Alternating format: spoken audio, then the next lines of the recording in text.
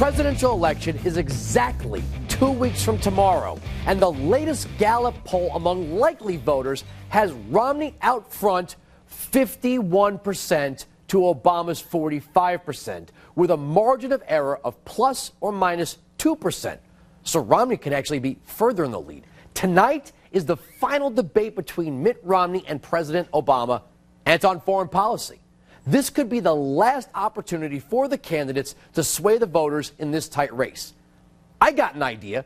Maybe moderator Bob Schieffer should ask a few immigration questions, since we're always getting lectures from foreign leaders on U.S. immigration law.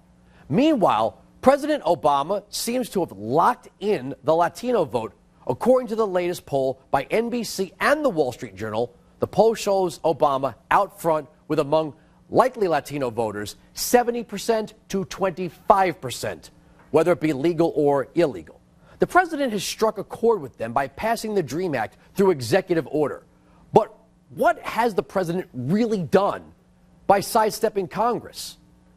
America continues to be a very attractive place for immigrants, just as it was for many generations of immigrants, because of the liberties, freedom, and justice the U.S. offers.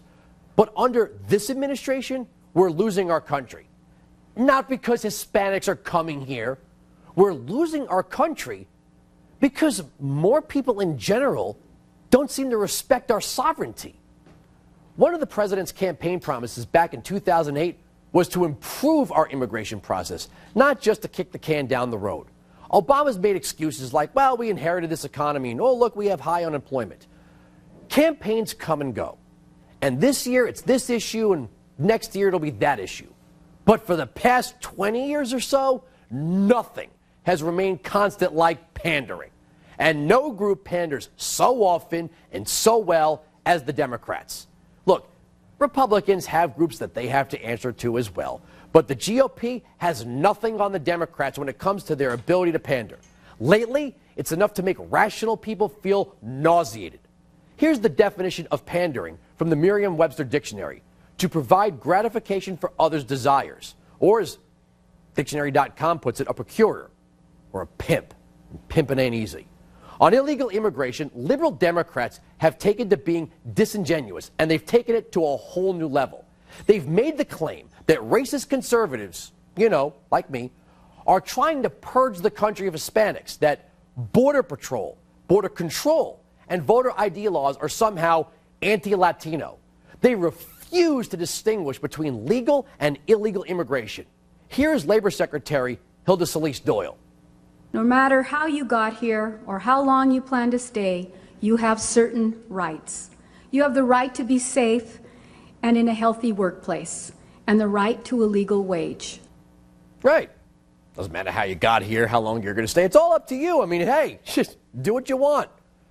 Beyond that, they've created this notion that the lawbreaker is somehow the victim, and in some instances, a belief that illegal immigrants are better for America than its own citizens.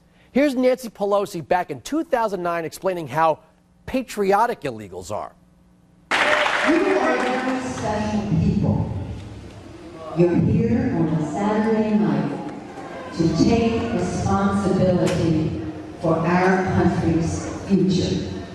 That makes you very, very patriotic. I see a future president in there, don't you? And what discussion of pandering would be complete without our friend, Joe Biden? Listen as he changes his tone as the pander line approaches. His father released 12 years of tax returns because he said, and I quote, "1 year could be a fluke, perhaps done for show," end of quote. That was his father. His son has released only 1 year of his tax returns, making alive the old adage, like father, like son. He wants you to show your papers, but he won't show us his. It's kind of fascinating.